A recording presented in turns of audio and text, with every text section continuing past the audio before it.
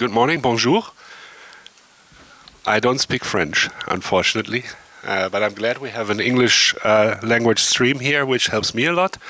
If I speak too fast, can you please raise your hand? Or if you don't understand, then we try to do it again. I have two French colleagues here who can for sure then help if there's something you don't understand. Okay, we want to talk today about briefings, content briefings, of course, and how they can make or break your content success.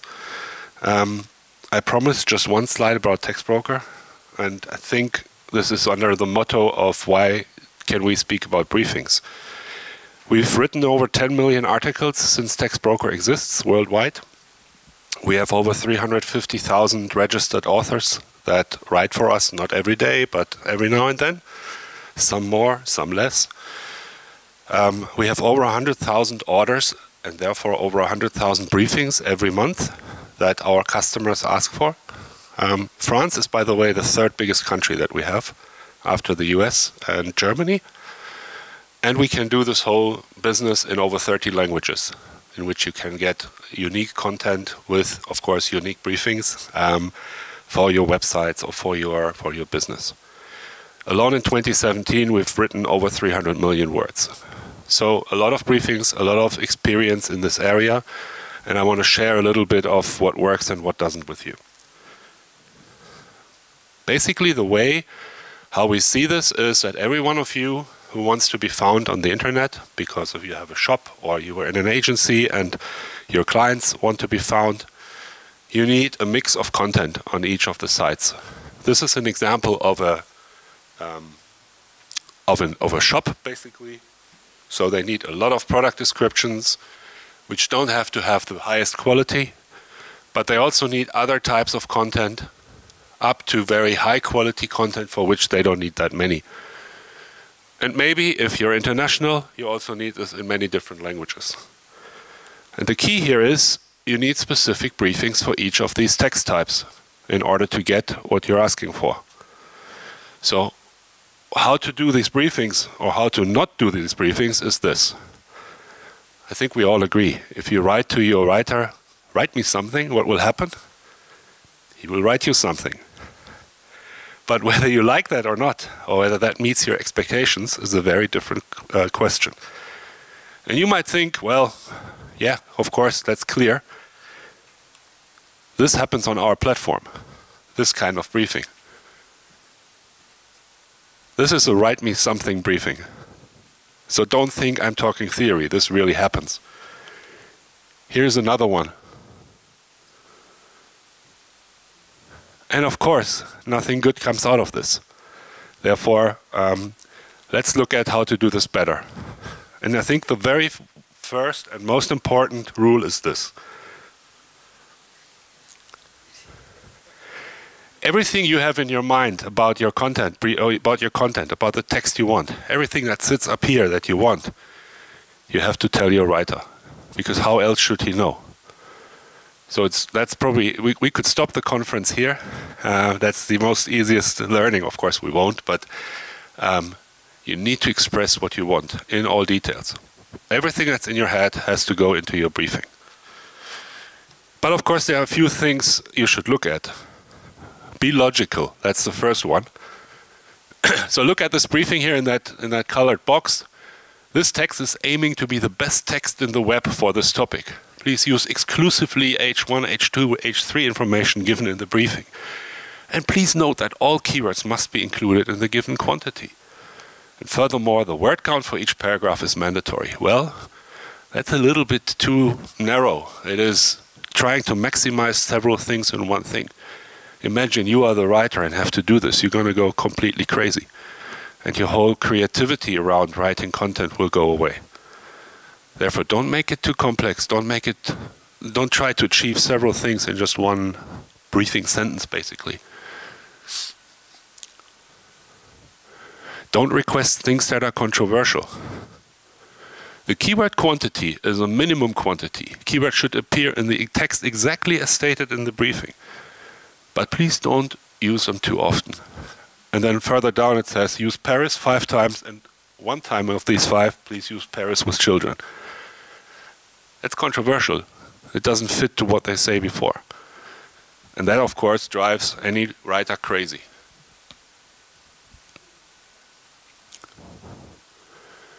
Be realistic. You want a product description about this beautiful, what is it, a chair or a bed or whatever. And you want it to be 80 to 100 words. Funny, juvenile style. Please explain furniture, forms and origin. And the most important product facts. Well, no. Not possible. Not for this kind of furniture. So you can't have it all. Or you say, please write me 200 to 300 words. That might be more realistic. Right? A writer that reads such a briefing, what will he do? Or she? She will not write that text.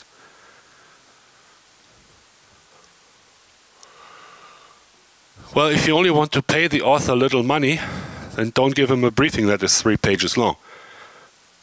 Because what will happen? He will not write it.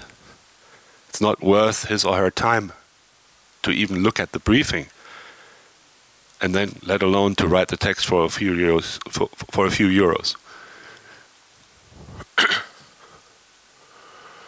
And here are a few examples from our German platform. Anyone who knows German will probably be as confused as I am, because I don't know these words either here. These are orders that have not been picked. And they have not been picked since, you can see it here, about half a year or even more. Why have they not been picked? I'm German. I can't tell you what a Hypophysenvorderlappeninsuffizienz is. I have no idea. It's a complex medical word. I don't know, some kind of illness or so. Someone wants 200 words and the author gets €2.60. No, it doesn't work. No wonder that this is still lying around here after more than half a year. So you have to find a way that your demand meets the offer of the writer. And if that meeting, it's the marketplace principle, right? If that meeting takes place or not depends on the price, and depends on what the author will get for the work he's delivering to you. In this case, I think they'll be here in a year from now. The text broker will now call the client and say, you have to change something, otherwise it's not going to happen. Here's another nice one. Journalistic, scientific style, elevated quality level. That was what was in the briefing. So our writer would think, ooh, this is going to be a complicated, sophisticated text, something like this, in medical science journal or so. What the client actually meant was this. But it doesn't reflect even this one sentence. Because you would not write elevated quality level for such a paper. So be precise. Tell exactly what you want. Tell what you have in your mind, but do it in a precise way so that the author doesn't get confused. And then the normal things. Be polite. These are people you're talking to. Tell the writer how you would like to have the text, but don't tell him or her how to do the job. And normally this goes without saying, but the fact that I put this slide up here tells you that we see different things out there. Don't explain the obvious. I need a text without spelling and grammar mistakes. Yeah, sure, of course. I've never seen a briefing where someone says, no, don't worry, you can put some spelling mistakes in there. No, it doesn't exist. You don't have to write this. You will annoy your writer. And be polite. Don't shout at people. You want something from them. I've seen very, very rude briefings out there where I just think, what the hell is going on? Why would anyone ever work with such a customer? And they don't. Of course they don't, because they have the choice. And of course, since this is an SEO conference, there are lots of SEO things to consider when writing briefings. For instance, such a template that gives us a best practice overview of how a blog text could look like, or should look like. I'm not going to go in all details of this, but you need a proper title, about 70 characters. You need the proper URL that also helps explaining what you want and also helps Google to find you. You need a meta description, and then the blog should have the actual blog text should have a fixed structure with different titles, with an introduction, with the different subtitles. So you can continue this depending on how long the topic and how long the text is. At the end of the day, let your briefing also follow SEO best practices, especially when it comes to structure, when it comes to paragraphs you want, length of paragraphs you want, titles you want, HTML tagging, and so on and so forth. So all in all, good briefings, and I'll go in a little more detail after this, but good briefings should have, or should express the goal that you have with the content you want. Should talk about the target audience. Who do you want to reach? It's a big difference if you want to reach a young audience or if you want to reach an academic audience. It should tell the writer where exactly this text will be published. It should obviously talk about the topics you want the writer to write about. It should talk about style and tone. It should give writing rules. So what is the writer supposed to say, but also what is he not supposed to say? And it should give positive and negative examples of other content that you like, either from your own website or even from competitor websites. And that combined with the whole SEO part should be SEO optimized. There should be a link strategy, so internal linking. And if you want internal linking or even external linking, tell the writer what you want. How should he know if you don't tell him? And it should be a structure that helps us in the whole SEO game as well. This is what we text brokers send to clients when they ask us about, can you help us with briefings? We always say the first thing you have to look at is topic. And you do not have to answer all these questions. Remember back the very first slide. Tell him what you have in your head. If you don't have the answer to one of these questions, just don't answer them or don't give information about them. So where will the article be published? What is the goal? What do you try to achieve? Who is the target audience? The sample text I already mentioned. Where are the authors supposed to research? It's a big difference if you tell the author, well, you can research anywhere. Don't photograph it yet. There's more to come on this slide. You can research everywhere on the web. It's a big difference to narrowing it down and say you can only research on this and that page. It's especially important, that question, when you want a lot of facts in your content. Because if someone reaches or searches for facts all over the internet, it could happen that he finds wrong or false facts. Alternative facts, right? That's how it's called. So it's an important question. Where do you want the author to research, and do you want to limit him or her on that? Which questions should the article answer? And are there any brands or topics that should not be mentioned? If you want a category description, you do not want to mention that your competitor sells that category as well. But if you don't tell the writer who you are, which also happens, that someone doesn't want to be published as to who the actual customer is, well, then you have to tell him. Otherwise, the risk is there that he writes a name or something in there that you don't want. Text type is the second category. Which text type do you want? And we've got some listed here. There are more, of course. But typically, a category description or a product description has a different style than an advisory text, for instance, does. So therefore, indicating the text type will also give good authors an indication to how will I likely have to write this text, especially if you don't give them much more information. Structure. This is where the SEO part comes in again. How many words? Well, it always helps to tell him how many words you want him to write.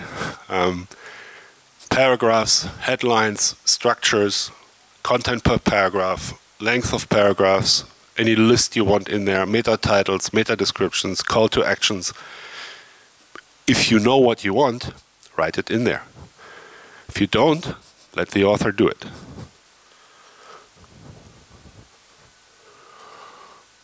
Style. Here are just a few ways how to describe style. Something like, how do you want to talk about yourself? As I, or as we, or in a neutral style? Just that one thing can create you totally different content. Do you want an objective text, a subjective text? Do you want it distanced? So style can tell a lot about what you want. Therefore, think about what style is yours. What style is the style you want to have on your website? What is the style that your clients want on their websites, and express that style in your briefing. Well, anything around text we mentioned already. Keywords. Yeah, a good text should have keywords. Otherwise, it's not SEO relevant. But where do you want the keywords? Do you want them in the headline? Do you want them in the text? What about stop word inflections? Can the order of keywords be changed? Keyword spelling. If you search in Google for keywords with wrong spelling, you'd be amazed how many hits you get. So therefore, we even had briefings where the clients wanted keywords spelled wrongly, because they get higher search volumes there than if you spell them correctly. But you have to tell your writer. Otherwise he would think, well, should I write with spelling mistakes? So this is a little bit of an overview of all the information that you can put in there if you want to, and if you have them clear in your minds. But do you have to write briefings at all? Well, only if you have these requirements in your mind. And once you do, you have to express them. If you don't have them in your mind, then find a good author, pay him good money, and be surprised by what you get, which is also not always bad, because it can give you a lot of inspiration. It can have you use the creativity of someone who knows the job of writing very well. But don't do this in very low price ranges, because then you will get disappointed. If you don't have any idea, you might also want to look at your content strategy first, which is another element of what we want to look at next. So this is the big buzzword of content marketing, and you can find bazillions of definitions out there of what content marketing is. We typically use a very easy one. Content marketing is a cycle. And I'm going to talk about these different elements in the cycle in a little more detail now. When you define your content strategy, here are a few things you should think about. Who is your target audience? Who are the personas that you want to reach? And what are the specificities of these personas? What are these people like? And where can you find them? Where are they going to in the internet? Are they looking at blogs? Are they looking at social media? Where are they going? And there is normally data out there to find this out. Analyze competitors. Always helpful. Look at what they've done. Look at which keywords they use. Look at the type of content they produce. Look at the traffic numbers that they have. And then see what you can learn from that, what you want to adapt and where you want to differentiate. And always define what is a conversion for you. Is a conversion the sale? Or is the conversion just how long someone stays on your site? Is the conversion that someone contacts you, gives you his or her email address? Define what a conversion is, because that helps you defining what your content strategy should be. And at the end of the day, what your briefing should look like. Keyword research. Step one that we always recommend is get to level par with your competition. Look at which keywords they have optimized for. And if those keywords are also relevant for you, then go level par with them. And in step two, think about how can you differentiate. What is your uniqueness? What can you do differently? And then what of these keywords do you want to play out through SEA, so AdWords and other kind of paid media? And what goes into SEO? So where is content your main trigger to optimize? These are two tools that we are using when we do this for clients or for our own purposes. Obviously, there are many more out there, some of which you can also see here. Once you've done that, you almost automatically get to what I call a content calendar. This is the plan of content things, the actual plan of articles that you want to write and produce and publish. You need to build that calendar and then execute it within the given budget availability. We have many customers who I know of that have a monthly budget for content. It's always the same amount of money, and they look at their calendar and execute that budget every month from top to bottom. They prioritize and then say, okay, next month the next top priority articles will be produced until my budget is used. Therefore you get a content flow, a constant flow of content into your website. And the better your strategy is, the easier it will be for you to build your briefings. Because you've expressed and you've got in your strategy what you actually want. Content seeding, well, that is to publish your content on your own or external sites.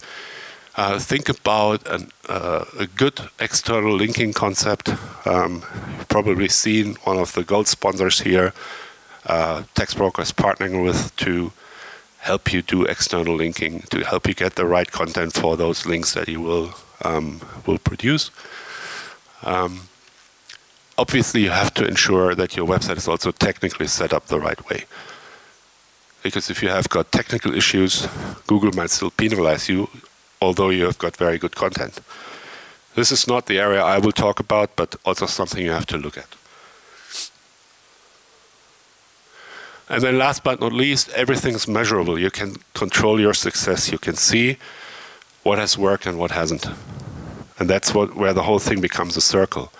Because the learnings you get from that data will derive the next steps, the amendments of your strategy, and then the whole thing starts again at the beginning.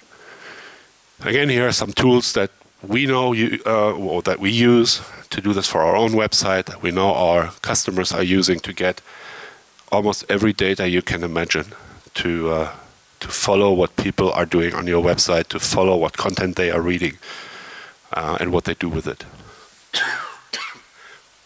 Excuse me. Right, two more things, and before we close, two more things I want to mention regarding expectation management and quality in content projects. Can you read this? This is not a TextBroker sign. That's, we found that somewhere else. What this says is, you can't have it all. Someone who wants good content, very fast and very cheap, is dreaming.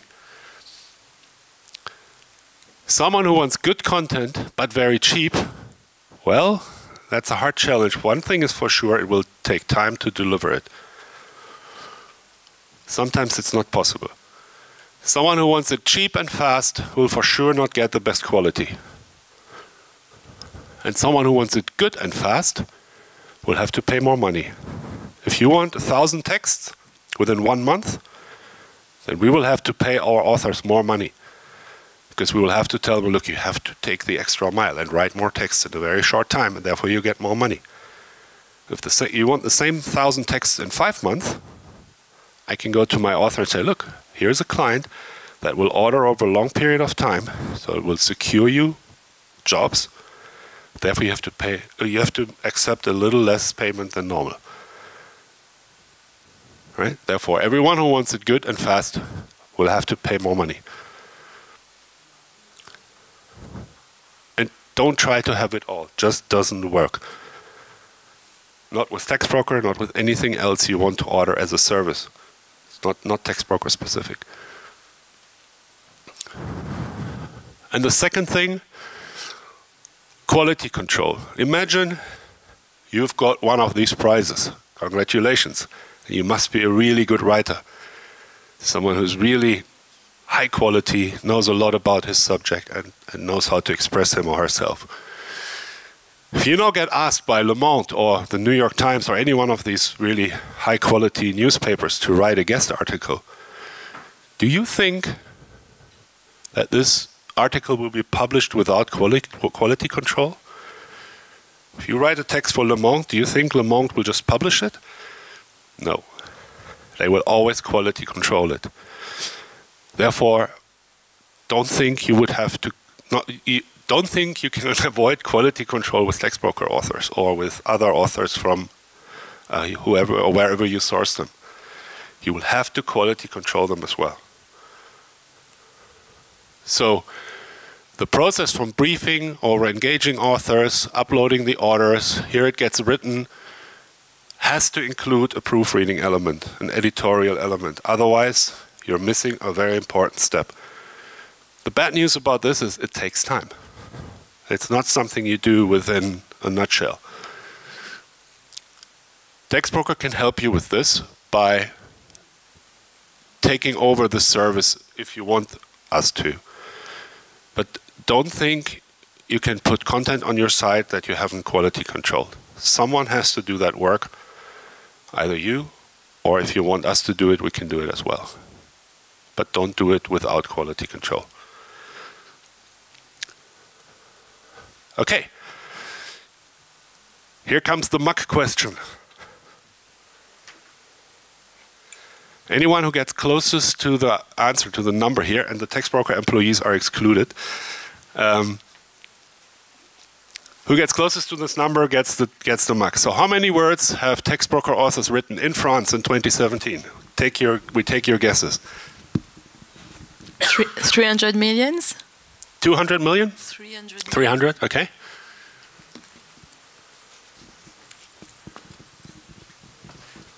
$30 billion. 30 billion? Yeah. I can tell you that's too high. 30 million. 30 million? Other guesses? 50, just 50. 50 million. 50 million? Anyone else? 12 million? How about you? Me? No, No.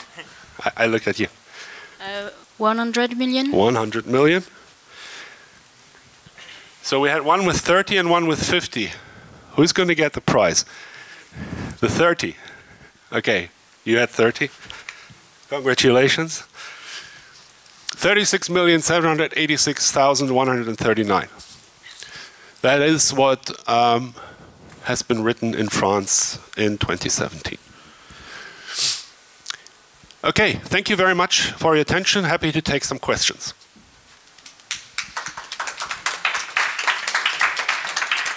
Thanks. Okay, anyone have question? If you want, I can translate it, so don't be shy. No? Okay. If you're shy, I can start with a few questions. Yeah. Oh, good. When I write briefings, sometimes I have one big problem with the result, is that the writer sometimes writes 3 sentences to express things that can fit in one. Yeah. How can I solve this without being a bit not aggressive, but writing this sentence like don't write 3 sentences when 1 is enough? And do you think 2 of the sentences are filler content that would not be needed? It's difficult sometimes. They write semantically weak words again and again and again and again, and long sentences, when 3 words will be enough just to write words and fit my requirements in terms of length. Yeah, that is filler content. I think, well, first of all, generally, any author with TextBroker, I can only talk about TextBroker, I don't know about other platforms. Any author at TextBroker will only get his money when you accept the text. But you have to give him one chance to correct.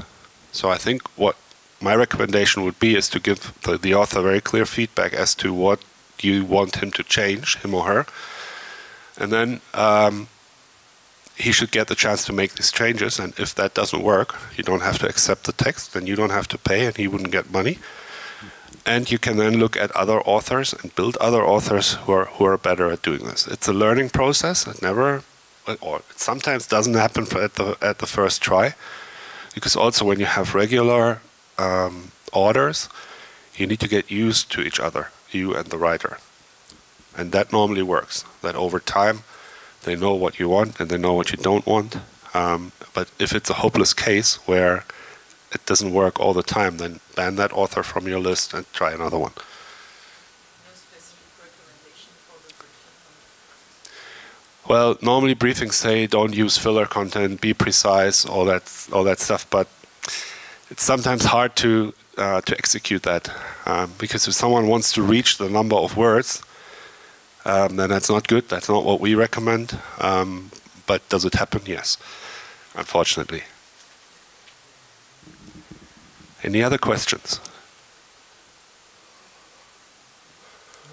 I may add one. So when I use your platform, what protects me to pay when the content requirements are not fulfilled? It's what I just said. If your briefing doesn't get fulfilled, you have to give the author one chance to correct. If then it's still not fulfilled, you reject the order and the author doesn't get paid. Which means that any author, if he wants to get money, has to write a proper text. Otherwise, he knows it's going to be for nothing. And as a service, do you offer a service to proofread the before sending the content briefing, or maybe after? Yeah, we do support clients on building briefings, definitely, in several areas. There's that self-service, which if I go, there's a self-service here. There, the client does it all on his own. But we can support the client in these two services to build briefings.